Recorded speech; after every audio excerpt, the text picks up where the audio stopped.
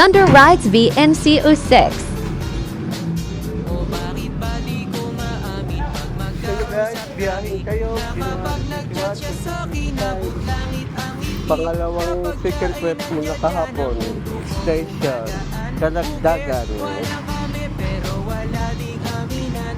Happy kami kahit wala naman kami.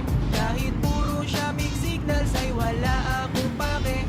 Ilang buwan pa lang kausap, turingan pang kaibigan. Minsan ko lang kakwentuhan, lagi siyang busy-busyhan. Pagka-click ko ng notif ako ay napakilig. Pagkasabing ay anoxic, napaikot sa sahig.